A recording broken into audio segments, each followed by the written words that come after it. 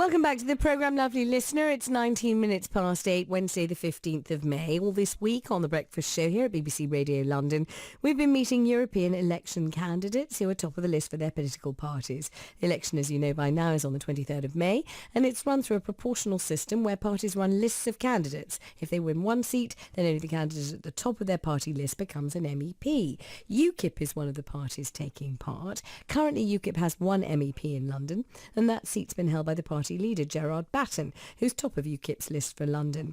Mr Batten turned down our offer to come on the show this morning, but we're joined instead by the second candidate on UKIP's list for the European elections, Richard Braine. Hello Richard, good morning to you. Good morning Vanessa, thank you very much for you're having me second on UKIP's London list, which means you only get to be an MEP if Londoners vote for two UKIP MEPs, but London so far has never had more than one of those. How are your chances, do you think, of getting elected? Well, my chances are not good, but don't forget democracy is about putting yourself on the ballot paper and trusting the people to make decisions, and they make those decisions. If nobody competed, then we wouldn't have the wonderful politicians that we have. UKIP did badly, of course, in local elections across England earlier this month. Why is that? Why do you think UKIP did so badly? Well, in fact, in the wards in which UKIP stood, we did quite well. I believe we got something like 16% of the vote. One reason why we didn't do so well across the national average is that we didn't stand in enough wards. One of the reasons for that is that the press is whipping up a kind of storm of hatred against UKIP, calling us far right and extremist and all that sort of stuff, which isn't true at all. What the press really means by far right is that we're probably a more working class party than other parties. And, why would the what press we're finding mistakenly is that use the term far right if they meant working class? Well, tell me a right-wing UKIP policy. Well, a far-right policy. And you're here to give me your policies so that I our can't lovely give you a listeners far-right UKIP policy. As far as I can see, there aren't any. Well, So I mean, it's you that calls us example, far-right, not us. Well, I've got a UKIP page of your policies here actually, and this is one on. Time to read it. I beg your pardon? Sorry, no, carry on. It says, UKIP will end mass uncontrolled immigration, and under a security-based screening policy, we restrict any limited migration from Islamic countries to those people we can be sure, as far as possible, do not follow a literalist and extremist interpretation of Islam. That sounds slightly Trump-esque, doesn't it? I mean, stop immigration from Islamic countries. What does this actually mean? It's just basic national security. We know that there is a serious problem with extremist terrorism in Islam, and therefore it's perfectly rational to try to protect British citizens from people who want to kill them and who want to come here to kill them. So it's a perfectly rational policy for protecting British people, and it's about time a bit more of that actual protection of British people started to happen from top levels of government. You don't feel that there's anything Islamophobic about singling out Islamic countries in this way?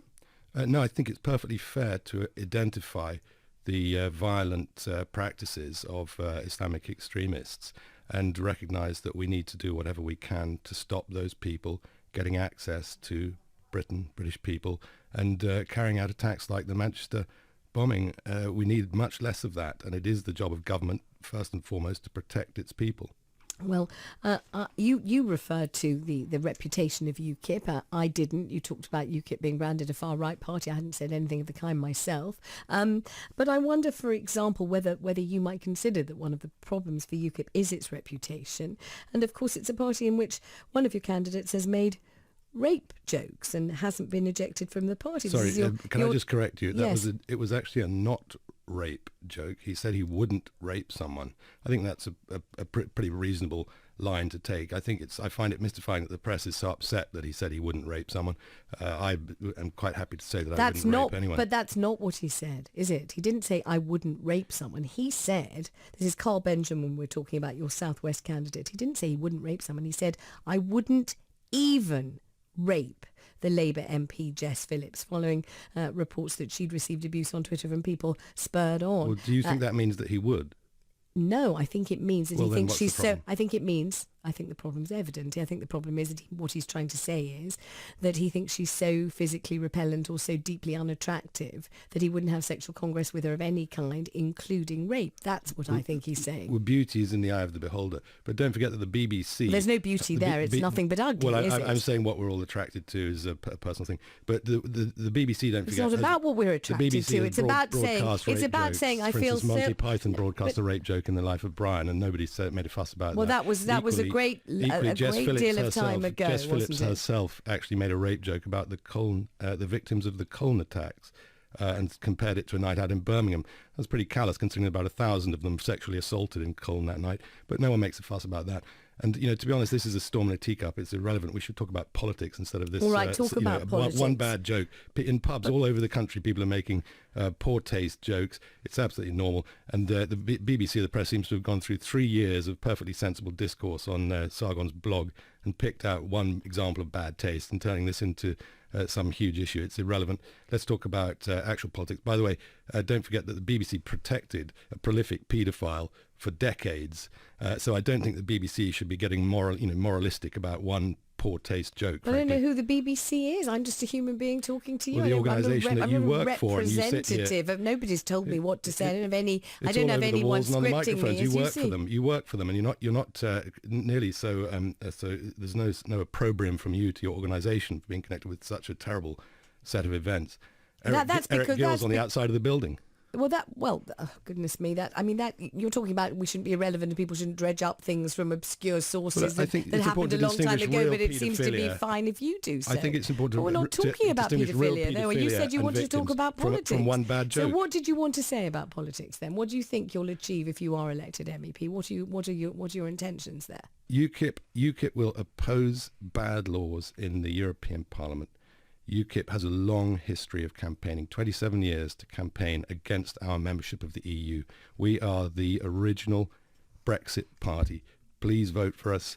We will go on fighting this fight for as long as it takes. We can be trusted to fight this cause. So if you voted leave, please vote for UKIP. One of our reporters went to Romford on Friday and looked carefully, tried to do his best to locate somebody, but couldn't find a single person who said that they vote for UKIP. And one man said that your party was a bunch of racists. And I wonder whether you have any explanation as to why people would consider UKIP to be a bunch of racists if you think that that's not accurate. Because the press constantly say so. So it's to do with the way you're represented, not with the behaviour or not with the ideology, not with the philosophy, not with the conduct of your members, but with the press. Totally. It's the press's responsibility, is it? Well, I do think people are much too quick to label someone as a racist without any reason at all. And we get a lot of that, of course. I mean, I'm frequently called racist by people just for wearing a UKIP badge. It's nonsense. My direct superior in the party, Freddie Vatcher, comes from India. There's plenty of immigrants in the party. And in fact, the party's policies are particularly directed at trying to protect immigrants in this country who suffer most from excessive immigration. It is immigrants that face the strongest competition for jobs, housing, school places, hospitals.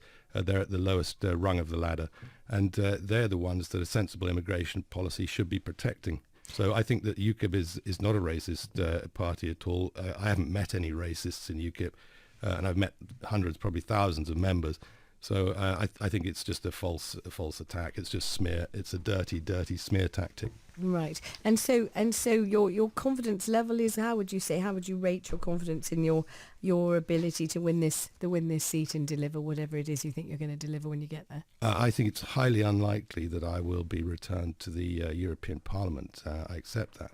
But I will go on fighting for years and years for this cause, because we must leave the EU. It's an unsafe structure to stay inside. Why unsafe? Well, I think that the entire Tower of Babel is going to come crashing down at some point, and the further we are from the building when that happens, the more likely we are to be able to come in and help any survivors. And when you say the Tower of Babel will come crashing down, I mean, it's enormously evocative. I don't know if people will really be able to understand what you mean by that. Which elements of the tower? I mean that the EU as a centralised Soviet-style political project is doomed. And we're already seeing a lot of unrest in Europe and across Europe. And I think it's going to come to an end. It's a shame that it can't be carefully deconstructed in the way that UKIP is trying to. But unfortunately, our Parliament refuses to take the simple steps to remove us from the problem so that we're in a better state to come in and help afterwards. Thank you very much indeed. Richard Braine there. Richard Braine is the UKIP candidate, the UKIP MEP candidate, second on the list for London.